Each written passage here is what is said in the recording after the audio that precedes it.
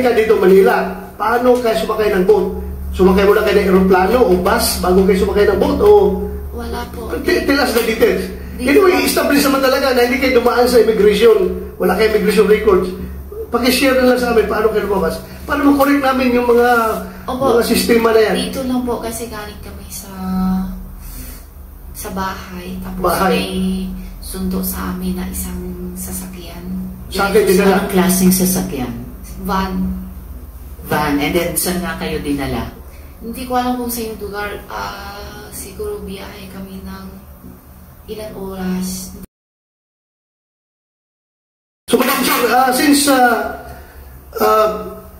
lumabas si Alice Go na walang record sa immigration, lumabas dito si Sheila Go na walang record sa immigration, baka magkasabay silang lumabas, Madam Chair. Baka pwede natin tanongin dito kung magkasama pa silang lumabas.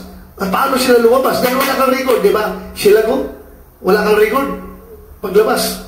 So, pwede namin malaman kung paano ka lumabas dito sa bansa. Yes. Pakisagot. Miss Sheila, go. Opo. Tatanungin ko yung mga ahensya, yung teorya nila, paano kayo lahat ni Alice ko nakalabas. Pero tinatanong na rin kayo ngayon, baka pwede niyong simulang sagutin kung paano kayo nakalabas sa Pilipinas. Madam Chair, baka pwede niya tatanggalin yung face mask niya. Pakitanggal yung face mask. Maaari niyo bang tanggalin mask niyo, Miss Sheila? Para klarong namin ikaw marinig.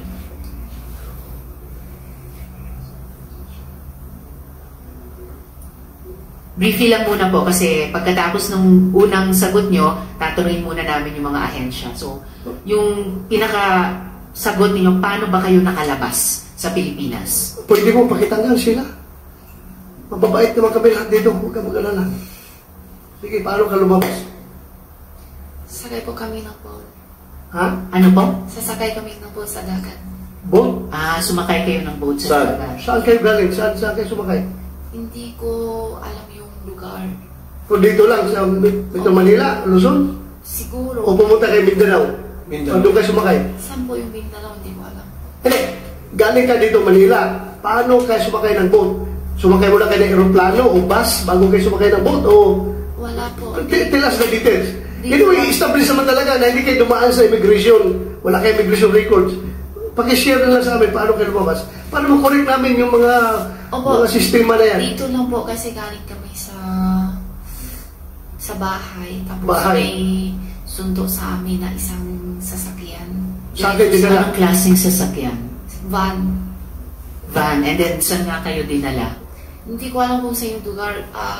Siguro biyahe kami ng ilang oras. Hindi ko Mga ilang oras? Hindi ko matataas yung matagal din. Araw kayong umalis, then gabi kayo dumating doon? Or araw kayong umalis, araw din dumating? Halos tapos ng dinner. Pero umalis kayo ng Manila, araw pa? Gabi. Gabi rin. So, umalis kayo ng gabi, and then dumating kayo doon? Hating gabi. So, isang buong araw kayo bumiyahe? Hindi po. Hindi siya isang buong araw. Kung mga siguro after dinner, 7:08, tapos ang lating namin hating gabi na. So mga 5 hours by van. Tapos anong... Hindi ko sure kung tama pa kasi hindi ko maano sa oras po. Madam Chair. Tapos just one more follow-up and then before SP Pro Tem. Anong klaseng boat yung sabi niyong boat na sinakyan niyo? Yung maliit na puti. Maliit na puti. SP Pro Tem? Sino yung driver na sumundo sa'yo? Hindi ko kilala. Pati plate number na sasakyan, di mo alam. Hindi po. Ilan kayo ron sa van? Po? Ilan daw kayo sa van? Tatlo po. Tatlo. Sino? Kami tatlo. Sino? Sinong tatlo? Si Alice tsaka si Wesley. Hindi. Sabay pala kayo ni Alice, lumayas. Sabay kayo ni Alice, lumayas dito sa Pilipinas. At yung pagbiyahe niyo ni Alice para umalis sa Pilipinas na bumiyahe po kayo mga 5 oras, dumating ba kayo sa Pangasinan? Hindi po. Alam ko Pangasinan hindi. Hindi Pangasinan ang inabot nyo? Kasi ano siya Manila, tapos Lampas pa eh. Hindi ko alam yung lugar. Nagpas pa ng Pangasinan? Maybe Bataan? Hindi po. Papunta Manila po. Madam Chair, ilang oras kayo sa barko? Yung biyahe yung barko? Direksyon kayo Malaysia? From Pilipinas? Saan? May palit. Ha? May palit yung mas malaki pa.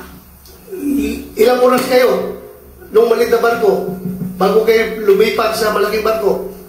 Matagal din. Ilang oras? Ilang oras nga? Siguro hating gabi kami sakay tapos halos umaga na. Umaga na. Tapos yung malaking barko? Pero hindi pa masyadong kita yung... Yung malaking barko, ano siya? Paseroan, cargo ship, o fishing ship, or describe mo, yate. Yung luxurious yacht.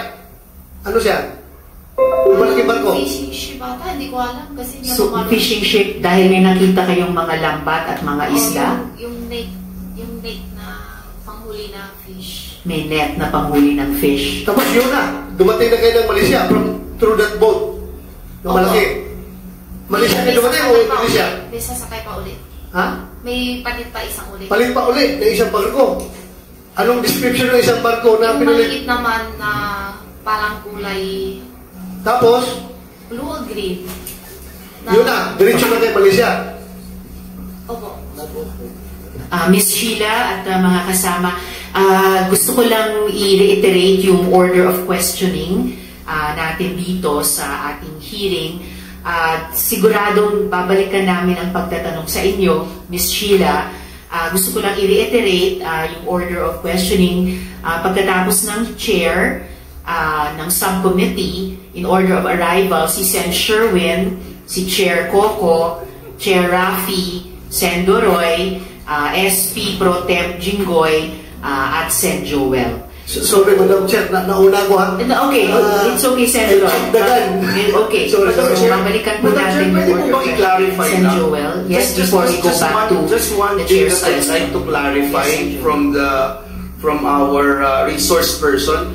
yes, sorry, Sen Joel. Just before you ask your question to the... I'm not gonna ask questions. Just before your... Just to clarify. Okay, just before your clarification, follow up lang dun sa tanong ko kanina, Miss Sheila, sabi nyo hindi Pangasinan ang inabot nyo.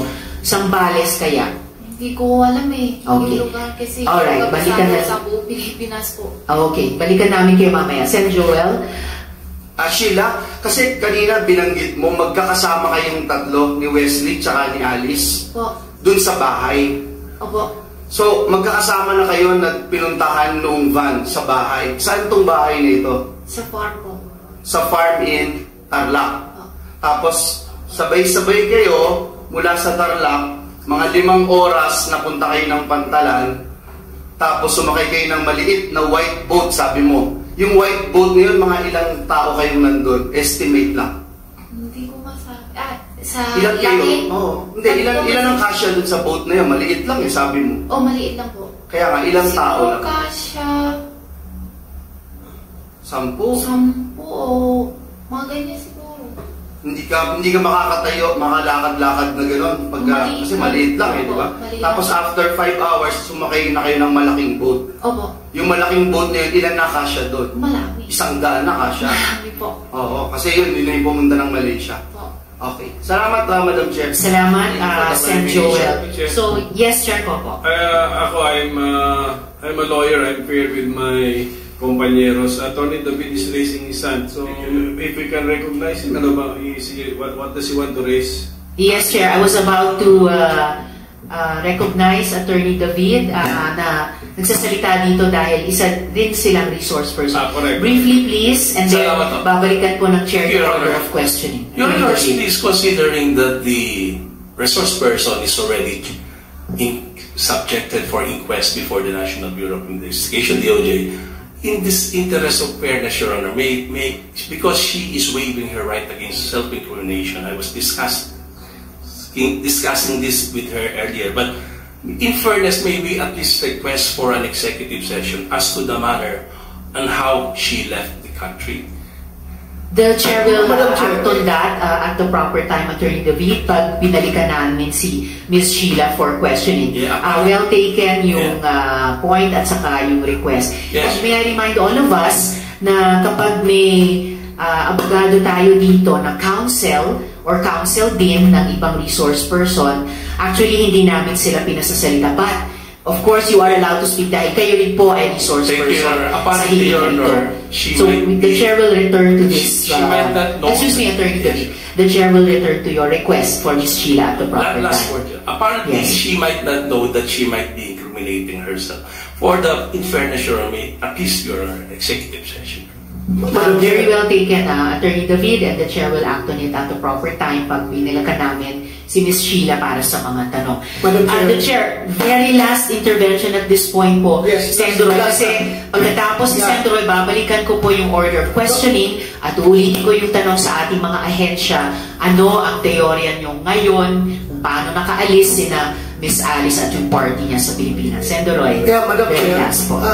unless the objection of the lawyer of Sheila Go concerns national security, maybe I will advise this committee to go on with the executive session.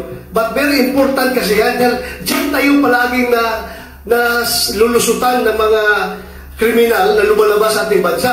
Kailangan malaman niya ng lahat ng publicly malalaman niya ng mga kababayan natin. Pero makatulong sila paano natin maiwasan yung ganun bang sistema. I think the case of Ms. Sheila Go does not concern national security. Bakit kailangan natin mag-executive decision, Madam Chair? Thank you, Madam Chair. I submit. Salamat kaayo, Sen. Roy. Pagkatapos tanungin ng chair yung mga ahensya, ano ang kani-kanilang mga teorya kung paano nakatakas sa Pilipinas sina Alice Guo, I will suspend hearing para makapag-discuss tayo, mga senador, kung paano mag-act on the request ni Attorney David. So just